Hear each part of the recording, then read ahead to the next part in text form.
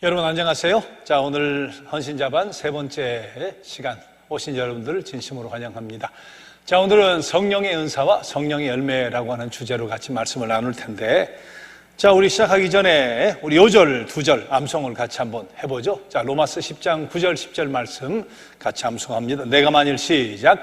내가 만일 내 입으로 예수를 주로 시인하며 또 하나님께서 그를 죽은 자 가운데서 살리신 것을 내 마음에 믿으면 구원을 받으리라. 사람이 마음으로 믿어 의에 이르고 입으로 시인하여 구원에 이르느니라. 로마서 10장 9절 10절 말씀. 자, 구하라죠. 시작. 구하라 그리하면 너희에게 주실 것이요 찾으라 그리하면 찾아낼 것이요 문을 두드리라 그리하면 너희에게 열릴 것이니. 마태복음 7장 7절 말씀. 자, 이어서 우리 성경 66권 목차를 잘 외워보자고 했는데, 자, 창출레민 신여사 그런 방법으로 같이 한번 해봐요. 자, 시작. 창출레민 신여사 룻사 열역 에스라 느헤미야 에스더 욥기 시편 잠언 전아이 예예 에다호 요아오 요미나하 스학스말. 자, 마마누요 신약 시작. 마마누요 사로고 갈에 빌골 데디디 빌히 야베 요유게. 자, 여러분 어떤 방식이 되었든 간에 우리 7강까지 끝나기 전에 여러분 성경 66권 목차를 꼭 외웁시다. 우리 10년 20년 신앙생활하고 성경 66권 차례도 못 외우면 그건 정말 자랑스러운 일이 못 돼요. 부끄러운 일이니까. 자, 이번 기회에 꼭 여러분 잘 감당할 수 있기 바랍니다. 창출레민 다시 한번 시작. 창출레민 신여사 룻사 열역 에스라 느헤미야 에스더 욥기 시편 잠언 전아이 예예 에다호 요아오 요미나하 스학스말. 계속해서 마마누요 사로고 갈에 빌골 데디디 빌히 야베 요유게. 자꾸 많아지면 여러분 힘들어요. 자, 요절 암송도 이제 2개니까 최선을 다해서 잘 암송하도록 해보고 66권 목차도 여러분 잘 외울 수 있도록 같이 노력을 했으면 좋겠어요. 자, 기도하고 시작하겠습니다. 하나님, 오늘 우리 성부, 성자, 성령 하나님에 대해서 함께 생각해 보고자 합니다. 특별히 우리 성령 하나님에 대해서 함께 생각해 보고자 할 때 성령께서 신이 우리를 깨우쳐 주심으로 말미암아 우리 성령 하나님을 잘 이해할 수 있게 성령께 주시는 성령의 은사, 우리가 갖춰야 될 성령의 열매에 대해서 바르게 잘 확인하고 새로운 결단과 다짐을 할 수 있는 은혜의 시간 되게 하여 주옵소서. 예수님의 이름으로 기도드립니다. 아멘. 자, 오늘 1번 문제 같이 한번 보도록 하죠. 자, 마태복음 3장 16, 17절을 통해 성부, 성자, 성령 하나님이 어떻게 한 자리에 임하고 계신지 살펴보세요. 그랬어요. 자, 마태복음 3장은 어떤 장면인가 하면 예수께서 요단강에서 세례받으시는 장면이에요. 자, 중요한 것은, 자, 예수님이 어디 계시죠, 지금? 예수님은 요단강에서 세례를 받으시니까 물 속에 있는 거예요. 그리고 세례를 받으시고 물에서 무트로 올라오시는 거예요. 땅에 계시는 거잖아요. 자, 그때 성령이 나타나시는데 성령이 어떤 모양으로 등장을 하시죠? 성령이 비둘기 모양으로 등장을 하세요. 자, 그런데 그때 성부 하나님도 나타나세요. 성부 하나님이 형상으로 나타나는 것은 아니지만 무엇으로? 예, 소리로. 이는 내 사랑하는 아들이다, 기뻐하는 자다 하고 성부 하나님이 말씀을 하시잖아요. 자, 그렇다면 땅에 무태, 물에서 무트로 예수님이 계시고 성령이 나타나시고 성부 하나님이 등장하시고 세 분이 동시에 나타나신 거예요. 여러분, 성부, 성자, 성령 하나님의 관계를 이해할 때 잘못 생각하면 안 되는 것은 이게 둔갑술이 아니다 하는 거예요. 무슨 말인가 하면 옛날 동화에 우리 도사가 얍 하니까 여인이 되었다가 여인이 얍 하니까 여우가 되었다가 또 얍 하니까 다시 도사로 돌아온, 그건 둔갑술이죠. 그는 도사 한 사람이 이 모양 저 모양으로 변하는 거예요. 그러나 성부, 성자, 성령 하나님의 관계는 성부 하나님이 얍해서 성자 예수가 되었다가 얍해서 성령으로 둔갑한 것이 아니라 성부, 성자, 성령 세 분이 동시에 계신다, 동시에 존재한다 하는 거예요. 때로는 이 관계를 우리 이야기해 보려고 한 여인이 아내가 되지 않느냐, 그런데 또 부모에게서는 딸이 되지 않느냐, 또 자식에게서는 어머니가 되지 않느냐, 그래서 자녀도 되었다가 아내도 되었다가 엄마도 된다 하는 역할, 한 사람이 세 가지 역할을 감당하지 않느냐, 그렇게 표현하는 경우도 있는데, 그것이 우리 성부, 성자, 성령 하나님의 관계를 바르게 잘 설명해 줄 수 있는 비유는 되질 못하죠. 왜? 한 분이 변하고 둔갑하는 것이 아니라 성부, 성자, 성령 하나님은 동시에 존재하고 계셨다. 예수님 세례받는 장면에서 동시에 세 분이 나타나셨으니까. 그래서 이것을 어떤 방법으로 이해하면 좋을까? 저는 완벽하게 이 관계를 설명할 수 있는 방법이 없죠. 그 누구도 완벽하게 이 세 분의 관계를 묘사할 수 있는 방법은 없는데, 이해를 돕기 위해서 저는 이렇게 생각을 해봐요. 자, 태양을 가지고 한번 생각을 해보는데, 하늘에 태양이 있잖아요. 근데 이 태양에서 나오는 것이 두 가지가 있어요. 자, 뭐가 나오죠? 태양에서 빛이 나와요. 빛이 나오니까 환해지잖아요. 그리고 해가 넘어가면 가리워지면 깜깜해져요. 자, 태양에서 빛이 나와요. 또 한 가지, 태양에서 뭐가 나오죠? 열이 나와요. 열. 그래서 햇빛 밑에 가면 따뜻하잖아요. 여러분, 이름 자체가 다르죠? 해, 빛, 열. 태양, 열, 빛. 이름 자체가 달라요. 그리고 역할도 달라요. 태양은 하늘의 본체에 떠 있잖아요. 빛은 환하게 하는 역할이에요. 열은 따뜻하게 하는 역할이에요. 그런데 이 세 관계가 태양, 빛, 열, 이름이 다르고 역할이 다르지만 이 셋은 분리가 불가능해요. 한 본체예요. 어떻게 태양과 빛과 열을 분리할 수 있겠어요? 나눌 수 있겠어요? 이것이 셋이 이름과 역할이 다르지만 통합되어서 한 태양을 이루고 있는 거잖아요. 자, 그런 의미에서 저는 이렇게 생각해 봐요. 태양의 본체, 하늘에 떠 있는 태양을 하나님이라고 생각을 해보자. 그럼 빛은 예수께서 나는 세상의 빛이다, 빛으로 오셔서 모든 것을 환히 밝혀주시고 완벽하게 성부 하나님의 뜻을 계시해 주신 빛이신 예수님이니까 빛을 예수님이라고 생각을 해보자. 자, 열은 성령은 가슴을 뜨겁게 해주시고 감동 감화시켜 주시는 분이잖아요. 그래서 열을 성령이라고 생각해 보자. 자, 태양과 열과 빛이 이름이 다르고 셋으로 구분되어서 역할을 감당하지만 한 본체이듯이 성부, 성자, 성령의 관계도 그런 관계로 우리가 이해를 해보면 어떨까?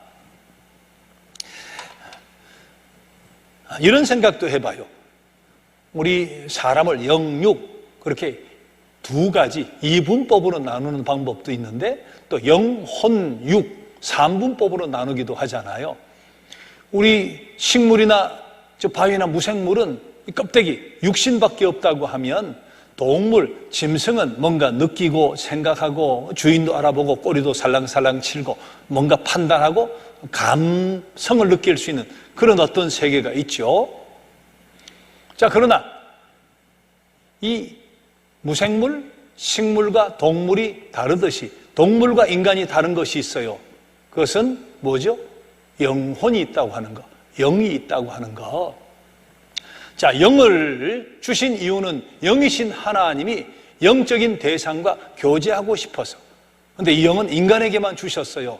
동물이 영을 가지고 하나님을 예배한다? 동물이 모여서 영을 가지고 하나님과 교통한다? 뭐 그런 거 없잖아요. 인간에게만 영을 주셨거든요. 영이신 하나님이 숨을 후 불어서 영의 자리를 만들어서 영적인 존재인 인간과 영으로 교통하고 싶어서 예배받고 교제하고 싶으셔서 인간에게 영을 불어넣어 주셨는데, 사실은 우리 마음이 여기 있나요? 여기 있나요? 보통 여기 있다고 하지만 정신은 어디 있어요? 뭐 여기 있다고 생각하곤 하지만, 그러나 그것을 아무도 증명할 수가 없어요. 우린 그렇게 믿고 생각하는 거예요. 영이 있다고 믿지만 영이 어디에 있는지, 어디에 위치하고 있는지 우리는 알 수가 없죠. 그러나 분명한 사실은 나에게 육신이 있다. 그리고 나에게 정신 혹은 마음의 세계가 있다, 영의 세계가 있다고 우리가 믿어요. 자, 이것은 단어 자체가 다르죠. 육신, 정신, 영, 그리고 역할이 달라요. 육신은 활동하고 움직이고 힘을 쓴다고 하면 이 정신 혹은 마음의 세계는 느끼고 판단하잖아요. 영이라 하는 것은 하나님과 교제하는 부분이잖아요. 자, 분명히 이름이 다르고 역할이 다르지만 중요한 것은 이 셋이 통합되어서 저의 이상호라고 하는 이 존재를 만들어 놓고 구성하고 있는 거예요. 저는 그 사실을 믿고 살지만 어떻게 육신과 내 정신의 세계와 영이 통합되어서 이상호라고 하는 이 존재를 만들어 놓고 있는가, 구성하고 있는가 하는 것을 설명할 방법이 없어요. 그 누구도 이것을 입증하거나 증명할 수 있는 방법은 없을 거예요. 내가 육신이 있다, 정신의 세계가 있다, 영의 세계가 있다 하는 것을 믿는 것이고 이 셋이 통합되어서 나를 이루고 있다 하는 것을 우리는 확증하고 살아가는 거잖아요. 우리가 어떻게 이 셋이 통합되어 이렇게 나를 이루고 있는가 하는 것조차도 설명할 수가 없는데, 믿기는 하지만 설명할 수 없는데 어떻게 이 작은 머리로 성부, 성자, 성령 하나님의 관계를 입증하고 설명을 할 수 있겠어요? 그것을 명확하게 알 수 있게 되려면 때가 되어 하나님 부르시면 당신의 나라에 갔을 때 하나님 예수님 성령의 관계가 이런 관계시군요. 그때 명확하게 거울 앞에 선 나를 보듯이 볼 수 있게 될 거예요. 자, 하지만 지금은 희미하게나마 우리 태양 같은 방식으로 내가 육과 혼과 영 이 세 가지로 통합되어 있다, 그런 방식으로 우리 성부, 성자, 성령의 관계를 이해하고 살아가면 어떨까, 그런 생각을 해봅니다. 자, 그런데 중요한 것은 우리 성부 하나님에 대한 이해는 다 비슷해요. 천지를 창조하시고 전능하시고 사랑이시고 공의로우시고 모든 것을 다 하시고 어느 곳에나 계시고, 자, 그 이해는 어떤 교단, 어떤 교파가 되었든 비슷하게 이해를 해요. 예수님도 마찬가지예요. 이 땅에 인간의 몸으로 오시고 낮아지시고 3년간 공생의 생활을 통해 가르치시고 그리고 하나님의 계시를 완벽하게 드러내셨다가 우리의 죄를 대신해 죽으시고 부활하셨다. 그리스도에 대한 이해도 우리가 거의 비슷하게 이해를 하고 있는데, 문제는 성령에 대한 이해가 굉장히 다르다 하는 거예요. 교단에 따라 다르고요, 교파에 따라 다르고, 같은 신학교를 나와도 목회자에 따라 성령에 대한 이해가 다르거든요. 자, 우리는 서교부 중앙교회를 함께 섬기기로 작정하고 한 식구가 되었어요. 여러분 교회의 배경, 교단의 배경이 어떠하든지, 신앙의 배경이 어떠하든지 하나님 예수 그리스도와 마찬가지로 성령에 대한 이해를 함께 우리가 한 마음으로 같이 이런 방식으로 이해했으면 좋겠다 하고 생각을 하게 되는데, 제일 먼저 중요한 것은 성령은 누구일까요? 라고 물어야 된다 하는 거예요. 자, 두 번째 문제. 자, 성령은 무엇인가요가 아니라 누구일까요? 그렇게 물어야 된다. 왜? 성령은 어떤 물질이나 힘, 파워, 단순히 파워가 아니기 때문에 그렇습니다. 자, 성령은 누구일까요? 자, 그 밑에 귀절 같이 한번 읽어봐요. 성령은 어떤 물질이나 힘이 아니라 예수 그리스도를 믿는 우리 안에 계시고 우리와 교제하시는 인격적인 하나님이십니다. 물론 성부 하나님이 능력이 있으시죠. 전능하시고 예수님도 죽은 자를 살려낼 수 있는 파워, 능력이 있죠. 성령도 마찬가지 똑같은 성부 하나님, 예수 그리스도와 같은 똑같은 능력을 가지고 계시죠. 그러나 단순한 파워, 물질만은 아니다 하는 거예요. 예전에 우리 어렸을 때, 또 젊었을 때 부흥회가 굉장히 많았어요. 자, 그때 부흥회가 지방에서 일어나면 서울에 훌륭한 목사님, 유명한 목사님 모시고 왔다고 해서 온 교회들이 품앗이 하듯이 교단을 떠나서 그 집회에 참여하곤 했거든요. 그때는 하루 이틀 정도가 아니라 월화수목금토 일주일, 그것도 오전 새벽 기도에 오전 10시 저녁에 하루 3번은 집회를 했어요. 자, 그때 그 훌륭한 부흥사님을 통해서 새로 결단하고 은혜를 경험하고 새롭게 출발하는 그런 소중한 일들이 많이 있었는데, 그 가운데는 이런 분들이 계셨어요. 간혹 보면 성령 받아라, 성령 받아라, 휙휙, 성령을 마치 자기 주머니에서 꺼내어서 줬다 뺐을 수 있는 것 같이, 많이 주고 적게 줄 수 있는 것 같이. 그건 성령에 대한 바른 이해가 아니다 하는 거예요. 성령은 인격을 가지신 하나님이다. 이 사실을 우리가 분명히 알아야 된다. 우리 성부 하나님 인격을 가지신 하나님이에요. 예수 그리스도도 인격을 가지신 분이에요. 성령도 인격을 가지신 분이다. 물질이 아니다. 인격을 가지신 분이다. 자, 그래서 보면 이번에 2번을 보면 성령은 지성, 감성, 그리고 의지라는 인격을 지닌 분입니다. 그랬어요. 여러분, 우리를 인격이라고 하잖아요. 사람을 인격이라 할 때는 세 가지 요소가 있어야 돼요. 그것이 지정의예요. 바르게 판단할 수 있는 지혜, 능력이, 지식이 있고, 그리고 마음으로 감동하고 느끼는 그런 정서적인 면이 있고, 의지를 가지고 실행해낼 수 있는 그런 능력이 있을 때 지정의 3요소를 갖추었을 때 인격이다, 그렇게 이야기하거든요. 우리 동물은 인격이라고 하지 않죠. 지정의 이 세 가지 요소를 갖춘 것이 아니기 때문에 인격이라 하질 않아요. 자, 그러면 보세요. 성령은 요한복음 14장 26절에 보면 가르치고 생각나게 하신다 그랬어요. 성령이 가르치고 생각나게 하신다?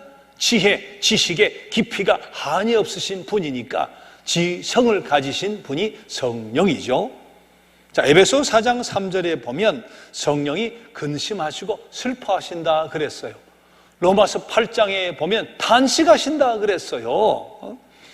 성령은 말할 수 없는 탄식으로 우리를 위해 친히 간구하신다, 근심하신다, 슬퍼하신다, 탄식하신다. 그것은 감성이에요.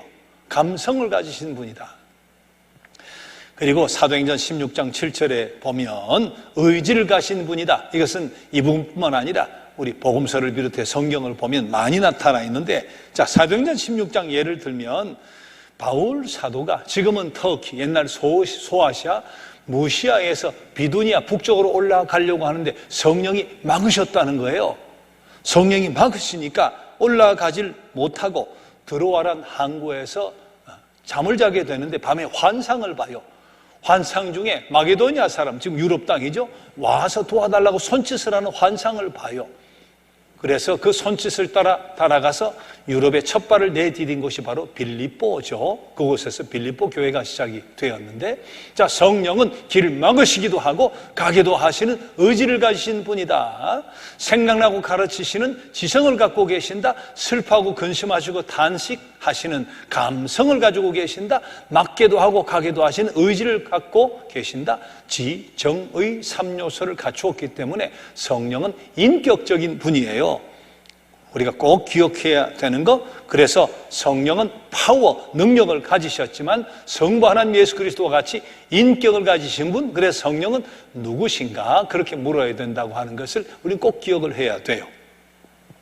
자, 그러면 이 성령께서 하시는 일이 무엇일까 하는 건데, 여러분 6가지 우리 교재 속에 기록이 되어 있는데, 제일 중요한 거, 모두가 중요하지만 제일 기억해야 되는 것은 1번이에요.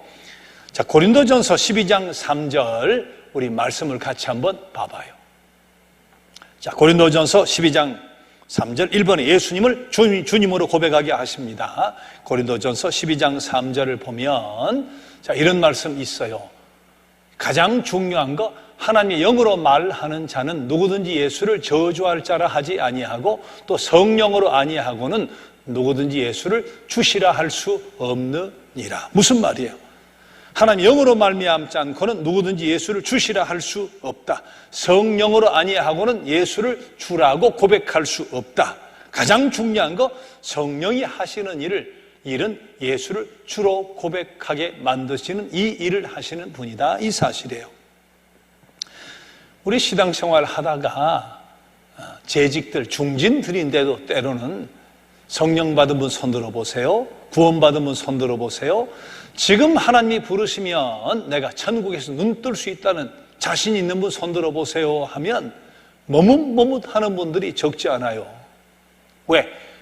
그것은 어떻게 보면 겸손의 표현일 수는 있죠. 아이고, 내가 이렇게 살지 못했어, 내가 봉사 많이 못했어. 자, 그런 겸손의 표현일 수 있지만 그것은 겸손이 아니에요. 구원의 확신이 없는 거죠. 성령 받음에 대한 구원의 확신이 없는 거예요. 성령이 하시는 일이 무엇인가? 예수님을 주님으로 고백하게 하신다. 주란 말은 무슨 뜻일까요? 주는 주인이란 말이에요. 영어로 Lord, Lord라고 하는 말. 주인. 내 인생의 주인이 내가 아니고, 내 인생의 주인이 우리 부모님도 아니고, 내 인생의 주인이 예수님이세요. 예수님이 내 인생의 주인이세요. 그렇게 고백하게 만드는 분은 성령이시다 하는 거예요. 성령 받지 않고서는 그 일은 불가능해요. 여러분, 길 가는 사람을 붙들고 예수는 주라고 해보세요 했다가 뺨 맞아요. 미쳤나 그런 소리 들어요. 10,000원을 내밀면서 예수는 주라고 해보세요 그렇게 이야기하면 그때도 이상한 사람으로 볼 거예요.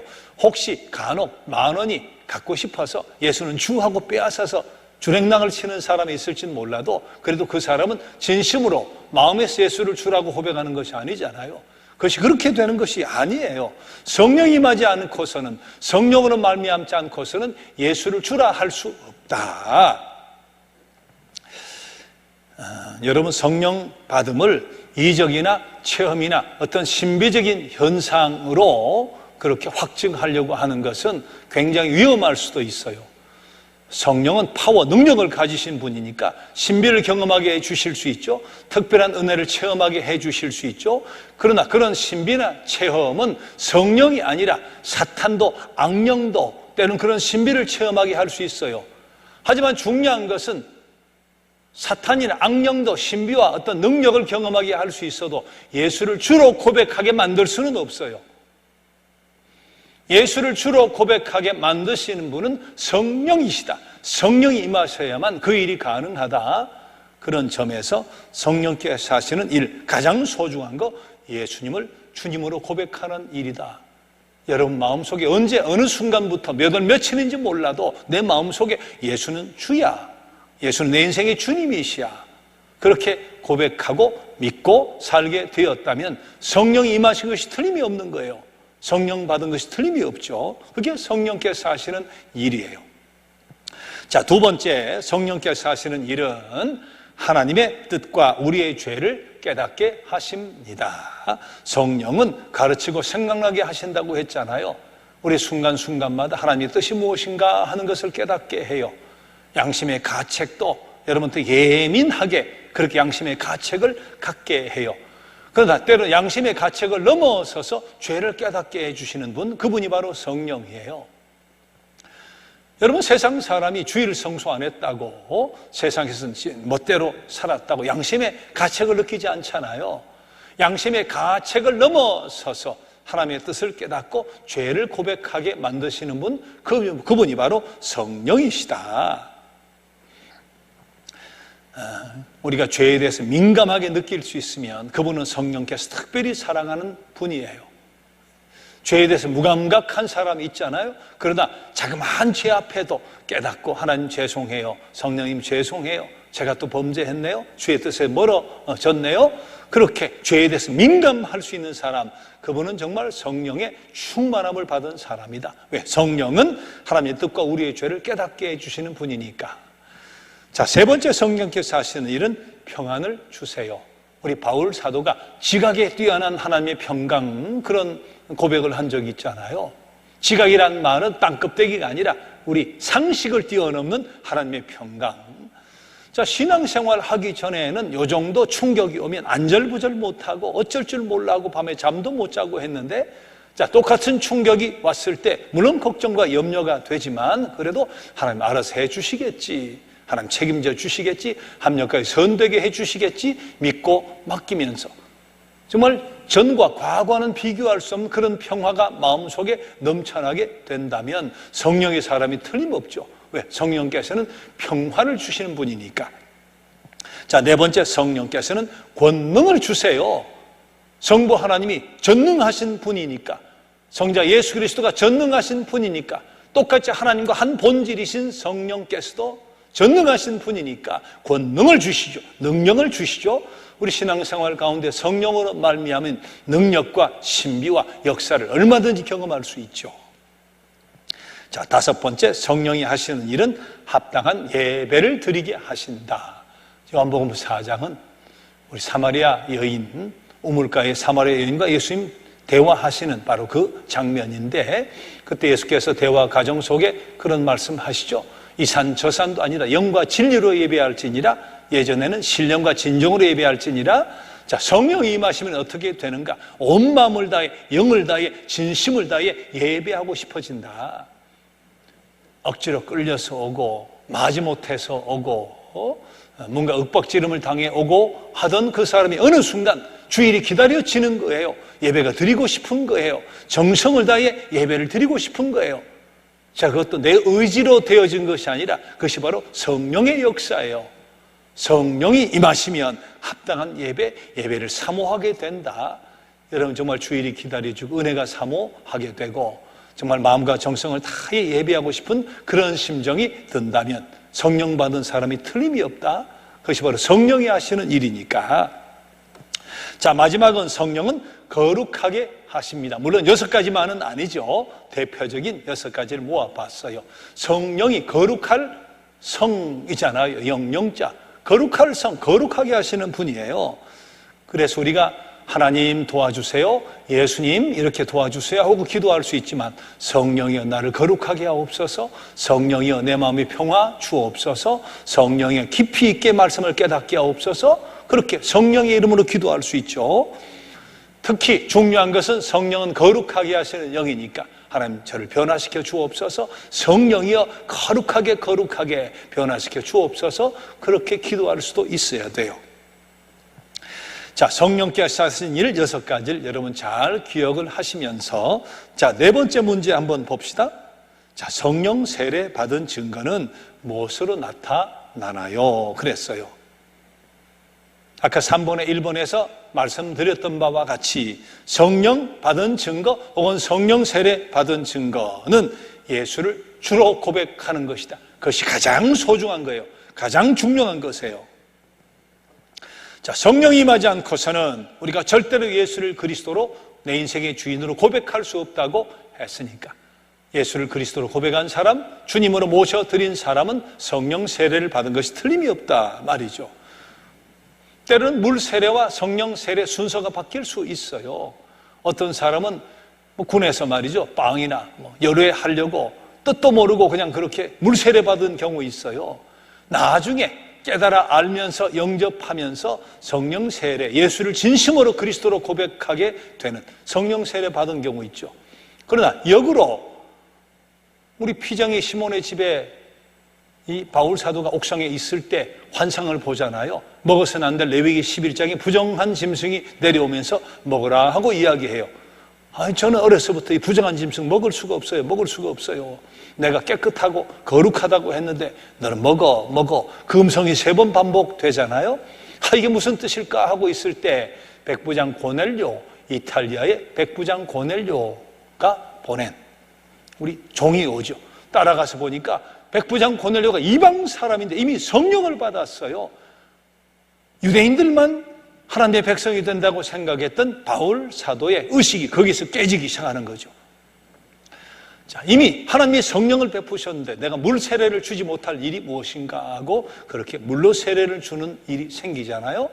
자, 그런데 더 많은 경우는 성령에 대한 고백과 더불어 물 세례를 받는 이 일이 동시에 일어나는 경우가 훨씬 많겠죠. 그렇게 고백하게 되어질 때 물로 세례를 받게 되지만 때로는 성령 세례가 앞서고 물 세례가 뒤에 올 수 있어요. 때로는 물 세례가 앞서고 뒤에 진실로 고백하고 성령 세례를 받게 되는 경우도 있죠. 그러나 중요한 것은 뭐냐? 성령 세례 받은 증거는 제일 중요한 것은 예수를 주로 시인하고 고백하게 되는 것이다 하는 이 사실이에요.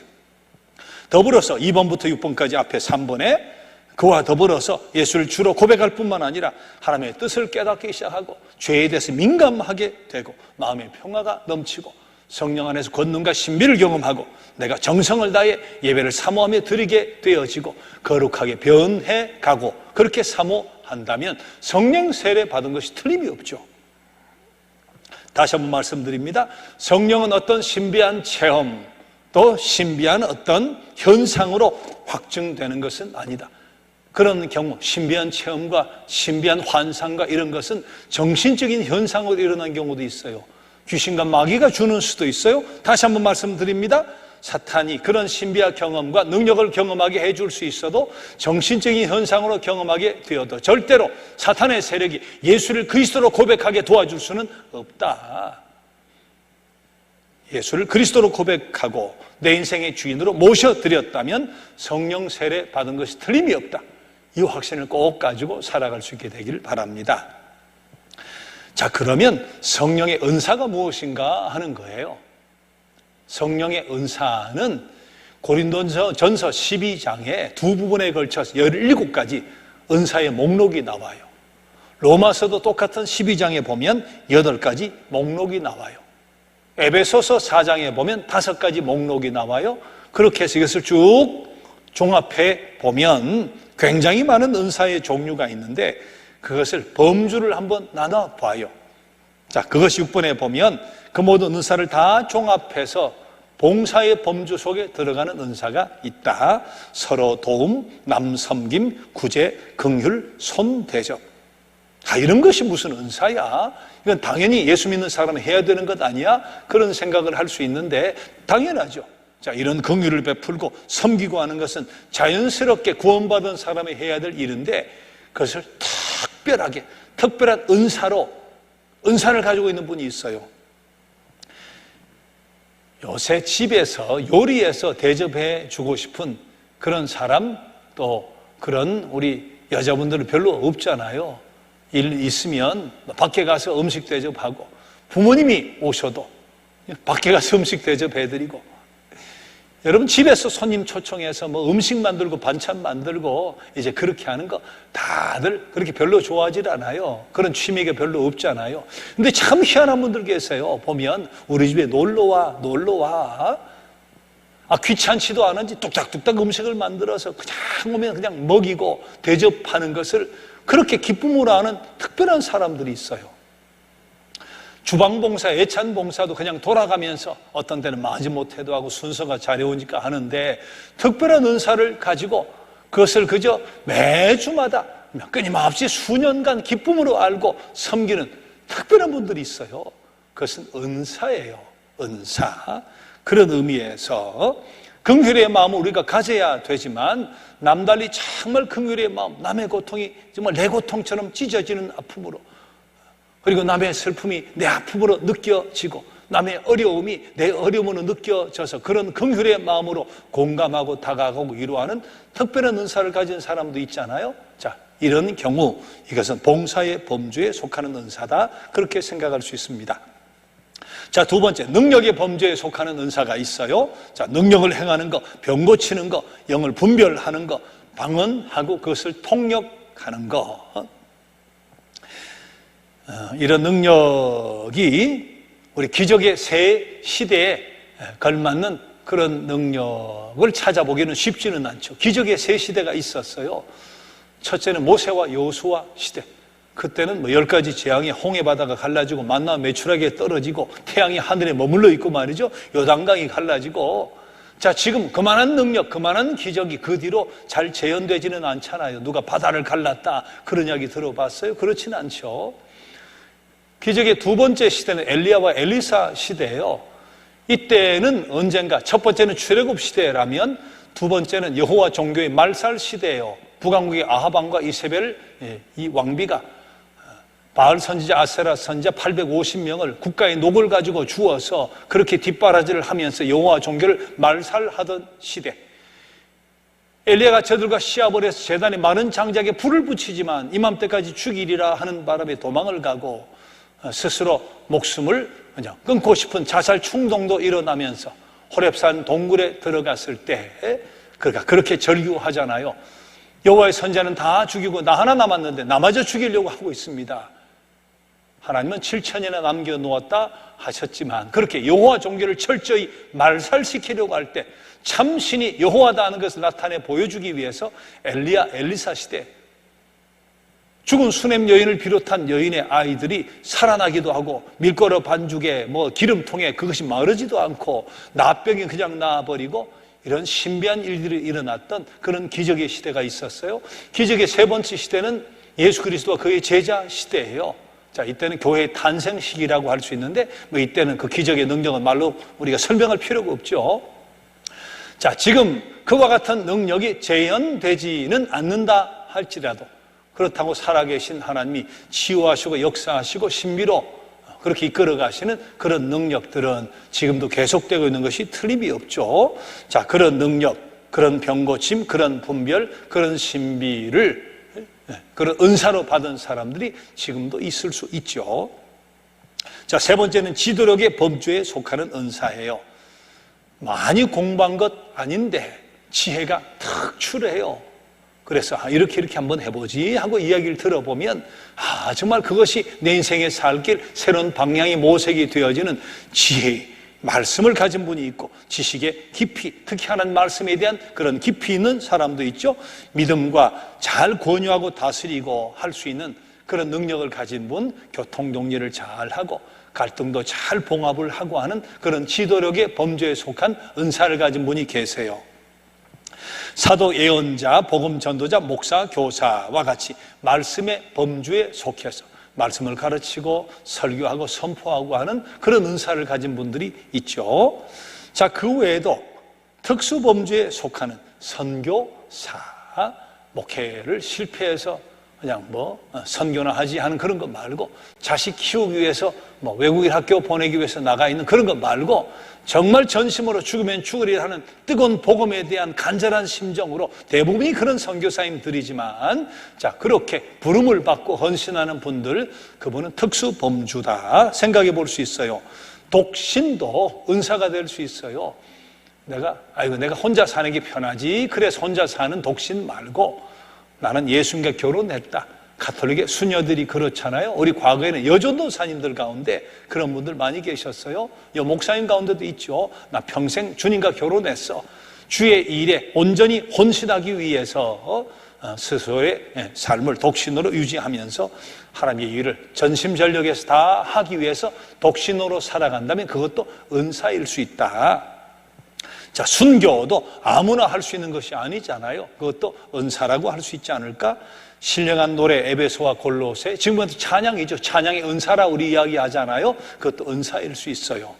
자, 그 외에 상황적인 범죄에 속하는 은사가 있을 수 있다. 성경에 기록되어 있지 않지만 장인의 은사, 여러분 스페인이나 유럽에 가면 로마도 그렇고요, 성전을 수백 년에 걸쳐서 지은 그런 성전들이 있고 지금도 수백 년에 걸쳐서 지어지고 있는 성전이 있는데, 거기에서 조각을 하거나 벽을 쌓거나 하는데, 이것을 소명으로 알고 평생 정말 세상을 마감할 때까지 성전을 위해, 하나님의 영광을 위해서 자신의 달란트를 바치는 사람들이 있었어요. 지금도 있을 수 있죠. 자, 그런 분들은 장인의 은사다, 그렇게 이야기할 수 있지 않을까? 또 과거 독재 시절 인권 유린되고 했을 때 사회에 참여했던 분들이 있어요. 명예를 위해서라든지 내가 나중에 이것을 발판으로 정치 한 자리 해야 되겠다, 그런 것이 아니라 순수한 심정, 하나님의 공의, 하나님이 말씀하시는 정말 인간의 어떤 자유, 그것을 위해 죽으면 죽으리라는 심정으로 희생을 각오하면서 투쟁을 했던 분들이 있잖아요. 자, 그것도 은사라고 할 수 있다. 오늘날은 더 다양할 수 있죠. 내가 컴퓨터를 잘 다루는데 이 기술을 가지고 교회를 어떻게 활성화하고 교회 행정이 잘 되게 하고 하나님 앞에 영광 돌려드릴까? 그렇게 하나님 영광을 위해서 프로그램을 잘 개발하는 분이 있다면 그것은 은사일 수 있죠. 무용도 그럴 수 있어요. 미술도 그럴 수 있어요. 아주 다재다능한 그런 당신의 능력을 가지고 하나님 영광을 위해서 그 달란트를 사용한다면 그것도 은사일 수 있다. 그래서 성경에 등장하는 은사의 목록을 넘어서서 시대가 변하고 환경이 다양해지면서 우리가 은사가 더 다양하게 늘어날 수도 있다, 그런 이야기입니다. 자, 중요한 것은 무엇인가 하면 7번에 있는 것과 같이 은사의 심장이에요. 여러분, 은사가 고린도전서 12장에 목록이 나오고 은사의 이야기가 나와요. 그리고 14장에 방언을 비롯해서 은사의 이야기가 나와요. 12장, 13장, 14장 그 사이에 13장이 들어있는데 13장이 뭐예요? 사랑장이잖아요. 12장 맨 마지막에 끝날 때 은사의 목록을 쭉 이야기하고 내가 더 큰 은사를 보여주겠다, 더 큰 은사가 무엇인가 가르쳐 주겠다, 그렇게 매듭된 뒤에 13장에 가서 사랑은 하고 시작해요. 그래서 은사의 심장은 사랑이다 하는 거예요. 여러분 잘 아시다시피 내가 방언을 하고 천사의 소리를 해도 사랑이 없으면 울리는 진과 요란한 꽹과리 같다 말이죠. 좀 적나라하게 표현하면 내가 신비한 언어를 하고 천사의 방언을 해도 사랑이 없으면 그냥 잡소리, 한가 잡소리에 지나지 않는다, 그런 표현이 될 수 있는 거죠. 은사가 사랑으로 무장되어 있지 않으면 어떤 은사가 되었든 산을 여기서 저기로 옮길 수 있는 능력을 가져도 아무것도 아니다.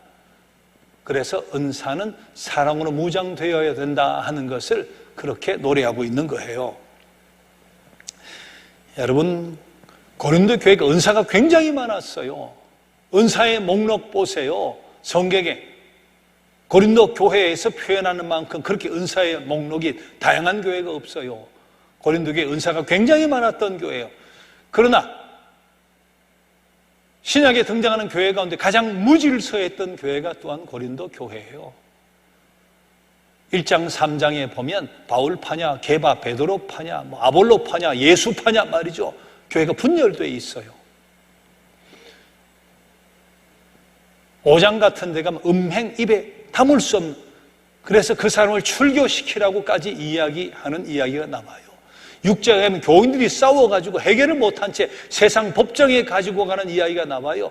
그 뒤에도 보면 얼마나 많은 분란과 얼마나 많은 그런 갈등이 있었나 하는 것을 고린도 전서를 통해 보게 되는데, 은사는 가장 풍성했지만 가장 무질서했던 교회, 바울사가 오죽 답답하면 너희가 아직도 갓난아이와 같아서 밥은 못 먹고 젖만 먹고 있다, 너희는 육신에 속한 자다, 그렇게까지 이야기할 수밖에 없었던 교회다. 그래서 중요한 것이 뭐냐? 성령의 은사가 무엇인가? 얼마나 남부러운 은사, 특별한 은사를 가졌는가 하는 것이 아니라 그것이 사랑으로 무장되어야 한다. 여러분, 은사가 어떤 특별한 은사라 할지라도 사랑으로 무장되지 않으면 결국은 어떻게 되는가? 분열을 일으켜요, 갈등을 가져와요, 상처를 줘요. 은사 가졌다, 유별난 은사를 가졌다는 사람들이 상처 줄 수 있어요. 교회를 쪼개놓고 분열시킬 수 있어요. 그러나 사랑을 가진 사람은 절대로 교회를 분열시키거나 상처를 줄 수가 없어요.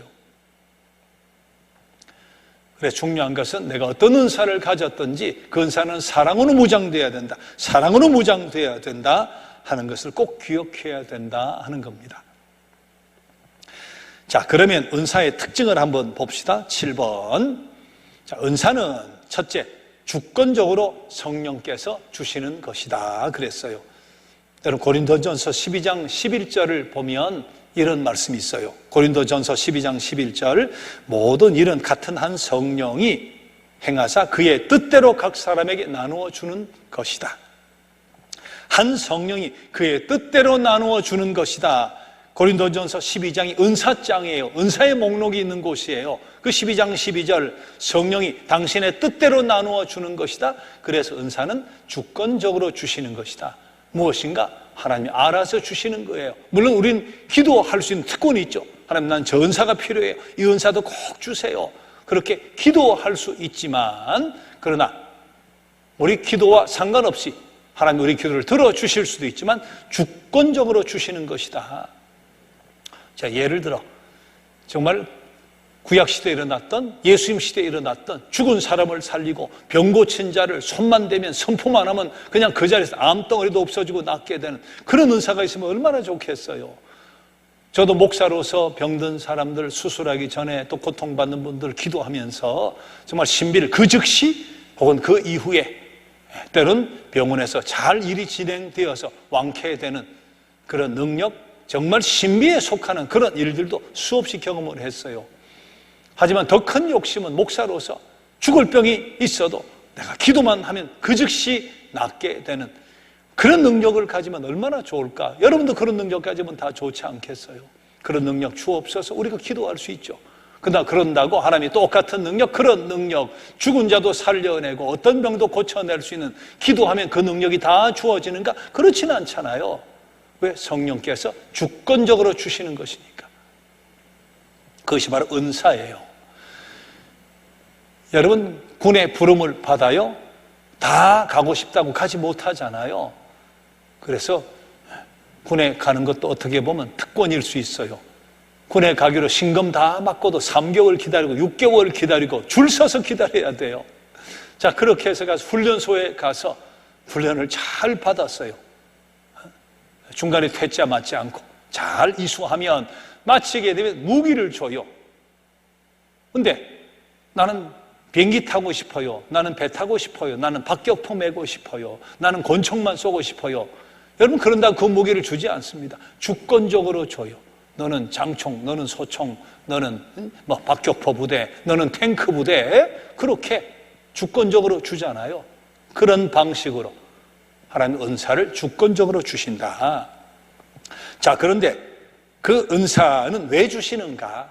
두 번째, 타인을 위한 봉사의 수단으로 주시는 것으로 공동체용이다. 은사를 왜 주시는가? 봉사하라고, 공동체 유익을 위해서 봉사하라고 주시는 것이다. 은사가 없는 사람 없어요. 스스로 착각하는 거예요. 나는 은사가 없어, 은사가 없어. 아니, 그것은 착각이에요. 잘 생각해 보고 판단해 보면 은사가 꼭 있어요.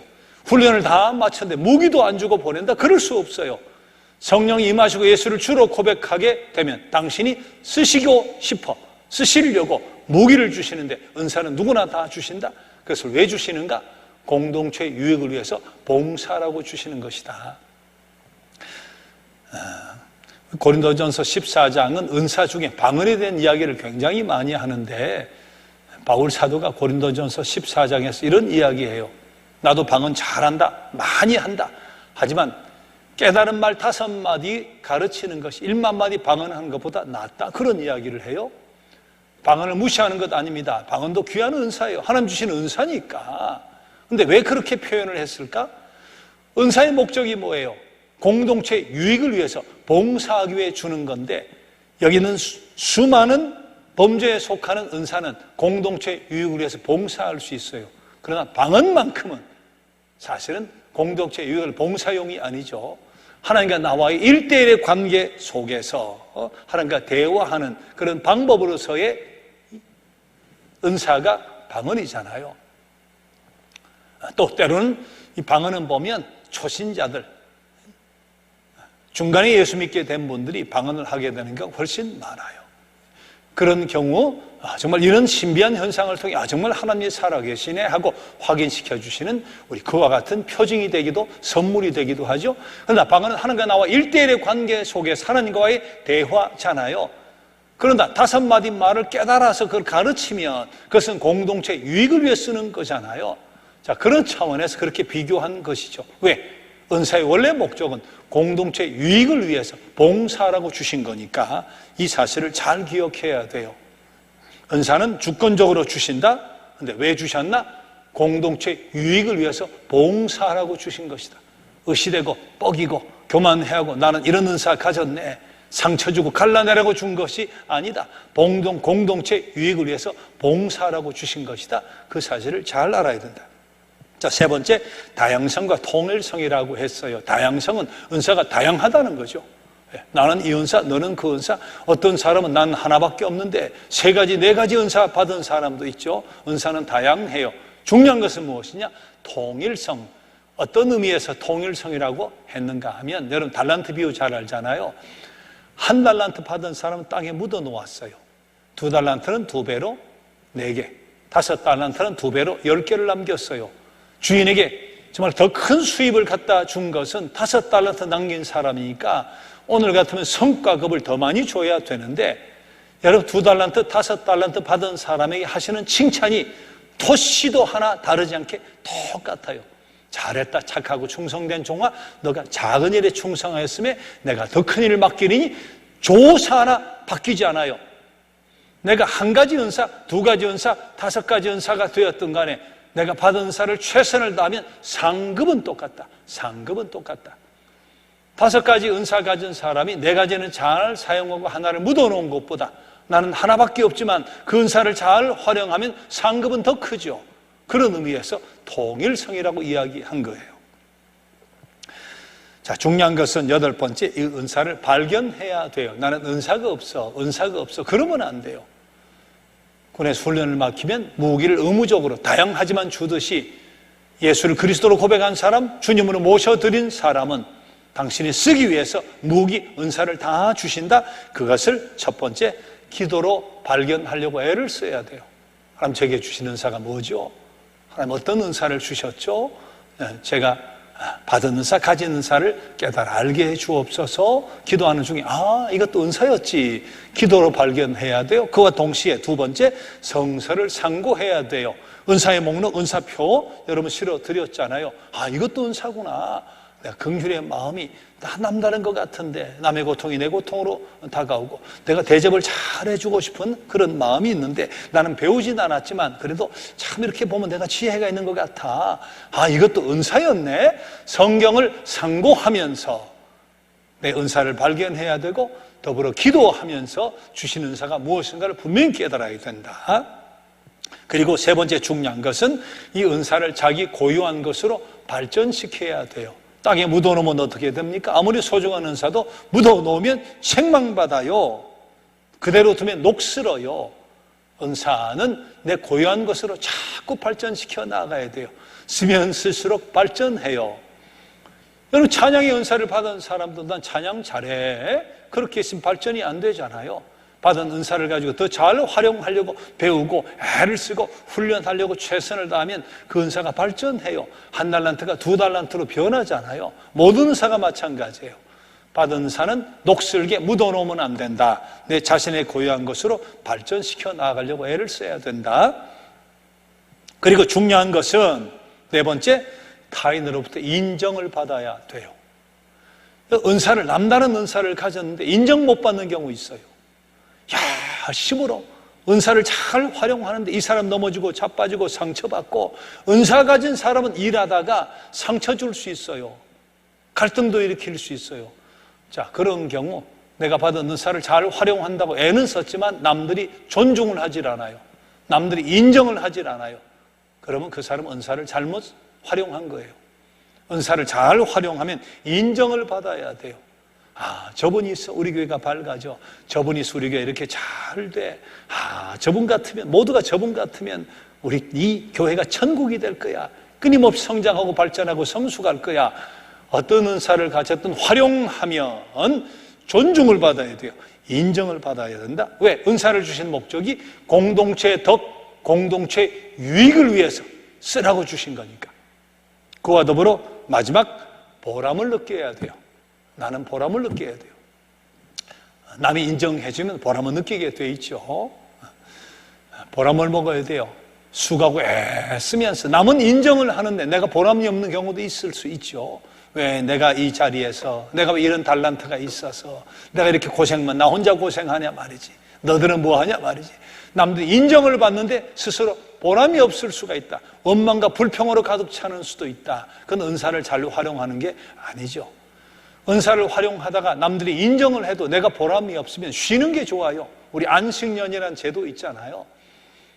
제가 정말 기쁘게 일하기가 힘든데 남들은 인정을 해줘도 제가 좀 누워서 충분하게 자발적으로 다시 일하고 싶을 때까지 제가 안식하고 싶어요. 그렇게 이야기하고 양해를 구하고 쉬었다가 보람있게 의미있게 일하는 것이 좋죠. 그것이 바로 은사의 본질이에요. 자, 마지막 9번. 자, 성령의 사람은 성령 받은 어떤 체험을 앞세울 것이 아니라 자신의 인격과 삶의 열매로 성령 받은 것을 증명해야 한다. 성령의 사람은 어떤 체험과 신비한 현상이 아니라 인격과 삶의 열매, 그것이 바로 성령의 열매죠. 성령 받은 것은 성령의 열매로 증명하려고 해야 된다는 말씀입니다. 여러분, 어떤 체험을 가진 사람이 때로는 그 체험이 뜨거워서 막 있다가 식어지는 수 있어요. 어떤 사람은 신비를 경험하고 하나님을 만났다고 막 증거하고 하다가 우리 족폭 가운데 그런 사람이 있었잖아요. 뭐 유명한 족폭 가운데 그리고 은혜 받았다고 간증하고 다니다가 목사도 되었다가 어떻게 목사가 됐는지 모르겠는데 그리고 또 도둑질하고 가지고 감옥 속에 들어가고 이런 경우 있잖아요. 내가 체험 신비를 이해하고 간증을 하다가 어느 순간 다시 그것이 바로 체험 신비가 아니라 열매로 증명해야 되는데 열매가 없잖아요. 삶의 열매, 인격과 삶으로 증가하는 열매가 없잖아요. 그래서 정말 성령 받은 것을 내가 증명하려면 자신의 인격과 삶의 열매로 증명해야 된다 하는 이야기예요. 자, 무엇이 성령의 열매일까? 사도행전 2장 42절 오순절날 마가이다 락방에 120명이 모여 힘으로 기도하고 그때 성령 임하시고 충만하게 되잖아요. 자, 그 이후에 사도행전 2장 42절 보면 어떤 현상이 일어나는가? 그들이 사도의 가르침을 받아 배우고 싶은 거예요. 끊임없이 말씀을 알고 싶은 거예요. 깨닫고 싶은 거예요. 하나님께 대해서 깊은 지식을 갖고 싶은 거예요. 그렇게 훈련받고 싶고 말씀을 깊이 알고 싶고 그 성령의 열매다. 또 교제하고 서로 떡을 떼며 사랑의 나눔이죠. 그렇게 변해요. 사랑의 나눔, 그런 모습이 성령의 열매다. 기도하기를 힘쓰니라, 전심으로 기도하더라. 이런 것들이 성령의 열매라는 거죠. 사도행전 4장 31절 보면 또 이런 말씀이 있어요.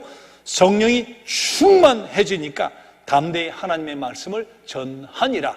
성령의 열매가 무엇인가? 담대히 하나님의 말씀을 전한다. 담대한 전도 생활, 그것이 또한 성령의 열매죠.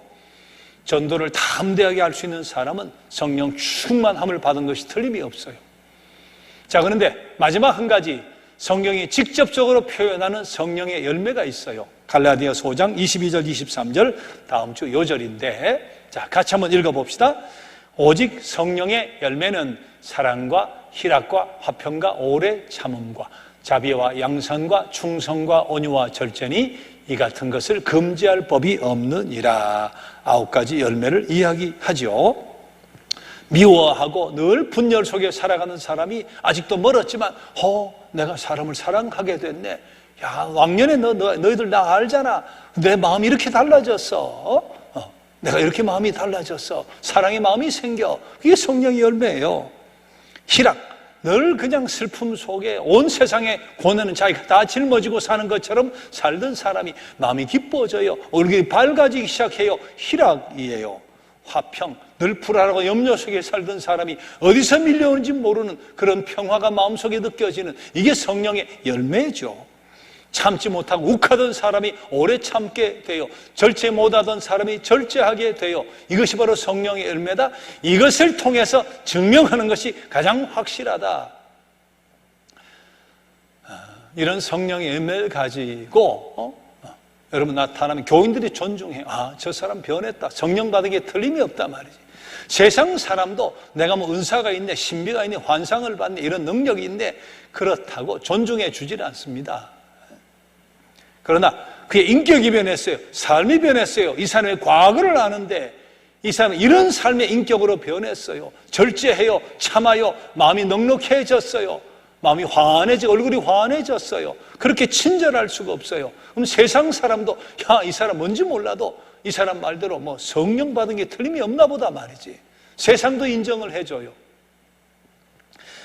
여러분, 이 가운데 확실하게 드러난 부분이 있을 수 있어. 없을 수 없어요. 내가 성령의 사람이 되는 순간 하루아침에 0에서 100으로 변할 수는 없지만 뭔가 달라진 것이 틀림없이 생기게 돼요. 자, 확실히 드러나고 있는 부분이 무엇일까? 그렇지 못한 부분이 무엇일까 하는 것을 잘 생각해 보면서 모든 것이 동시에 다 드러나고 명확하게 되어지는 것은 아니라 할지라도 이 성령의 열매가 어느 순간 내가 명확하게 모든 것이 밝히 드러나게 해야지, 그런 욕심을 가지고 성령의 도우심을 구하면서 이 성령의 열매, 인격의 변화, 내적인 변화를 이루어가려고 애를 쓰고 기도해야 할 줄로 믿습니다. 자, 오늘은 성령이 누구신가, 삼위일체 하나님에 대해서 어렴풋하게 우리 이해도 해보고, 성령이 누구신가, 성령이 하시는 일, 예수 그리스도로 고백하는 일로부터 죄를 깨닫게 하시고 평강과 권능과 주시는 여러 가지 일들을 우리 함께 생각을 해봤죠. 그 성령은 은사를 주세요. 가장 중요한 것은 그 은사는 사랑으로 무장해서 공동체 유익과 덕을 위해 써야 된다.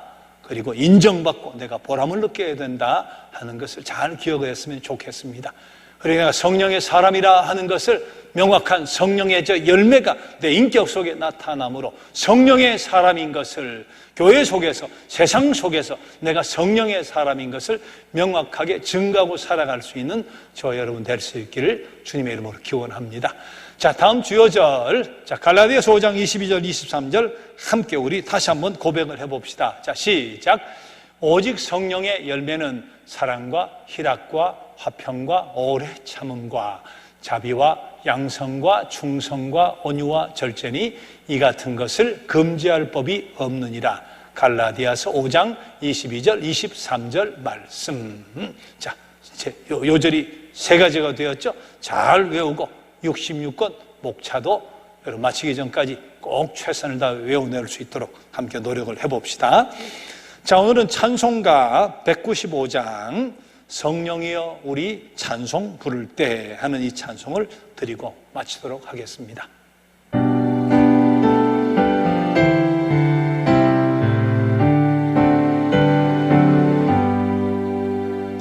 성령이여 우리 찬송 부를 때 진심으로 찬양하게 하소서. 성령이여 우리 기도 드릴 때 우리 곁에 계셔 일러주소서. 성령이여 성경 읽을 때, 성경 읽을 때 그 속에서 빛을 보게 하소서.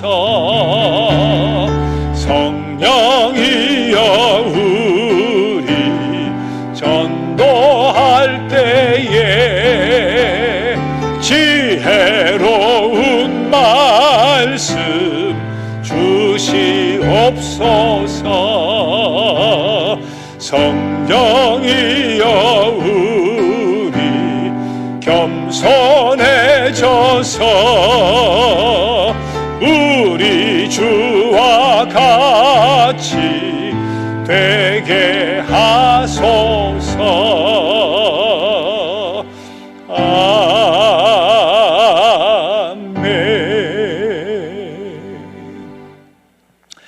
하나님, 우리가 어떻게 해서 성령의 사람이 되었는지, 성령이 임하셨는지 우리는 알 수가 없습니다. 의심 많은 우리가, 어려서부터 보지 않고는 믿지도 못했던 우리가 하나님의 살아계심이 믿어지고 예수 그리스도의 십자가 부활이 믿어지고 우리 성령의 능력과 역사가 믿어지게 되었는지 하나님 영문을 알 수 없는 하나님 은혜 감사합니다.